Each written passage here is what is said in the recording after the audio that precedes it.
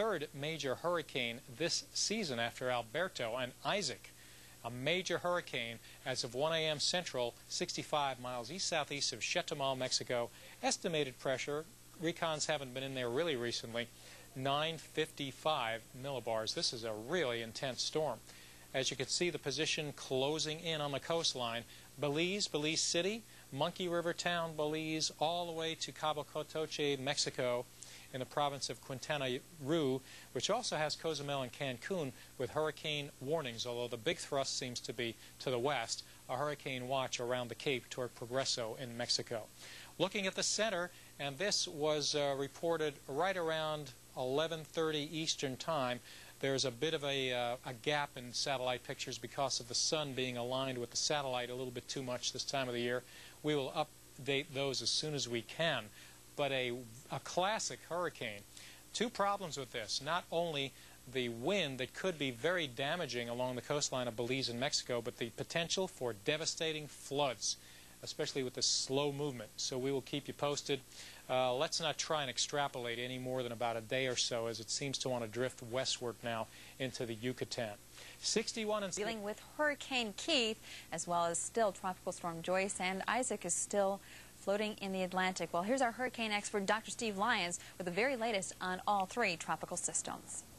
Well, Melissa's right. We're dealing with I, J, and K. Let's have a look at where they are on our large-scale satellite imagery here.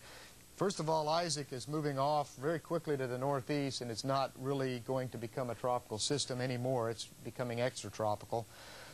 Joyce down here is affecting the islands, luckily not too strongly, but it could come back as it moves into the Caribbean into hurricane intensity. We have to deal with it down the road in the western Caribbean and also up toward the United States. Of course, their big story today is our Category 4 Hurricane Keith. They're right on the coast of the Yucatan Peninsula. So let's start with Keith.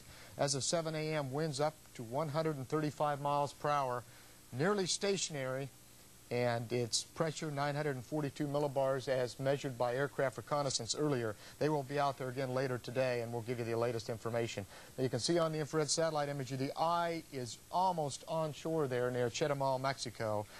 The big threat, of course, is in the right front quadrant. That's this quadrant here for very high surf, 20 to 30 feet breaking on the beach, surge of 4 to 8 feet, locally 10 feet, and tremendous rain, not to mention the extreme damaging winds associated with Category 4 hurricane.